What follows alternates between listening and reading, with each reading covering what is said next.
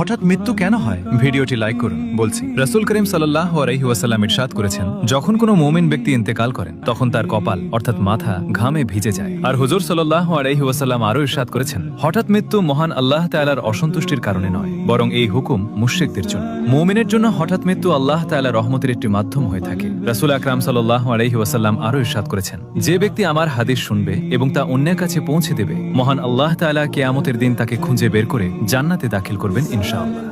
হঠাৎ মৃত্যু কেন হয়? ভিডিওটি লাইক করুন। বলছি, রাসূল করিম সাল্লাল্লাহু আলাইহি ওয়াসাল্লাম ইরশাদ করেছেন, যখন কোনো মুমিন ব্যক্তি ইন্তেকাল করেন তখন তার কপাল অর্থাৎ মাথা ঘামে ভিজে যায়। আর হুজুর সাল্লাল্লাহু আলাইহি ওয়াসাল্লাম আরো ইরশাদ করেছেন, হঠাৎ মৃত্যু মহান আল্লাহ তাআলার অসন্তুষ্টির কারণে নয়, বরং এই হুকুম মুশরিকদের জন্য। মুমিনের জন্য হঠাৎ মৃত্যু আল্লাহ তাআলার রহমতের একটি মাধ্যম হয়ে থাকে। রাসূল আকরাম সাল্লাল্লাহু আলাইহি ওয়াসাল্লাম আরো ইরশাদ করেছেন, যে ব্যক্তি আমার হাদিস শুনবে এবং তা অন্যের কাছে পৌঁছে দেবে, মহান আল্লাহ তাআলা কিয়ামতের দিন তাকে খুঁজে বের করে জান্নাতে দাখিল করবেন ইনশাআল্লাহ।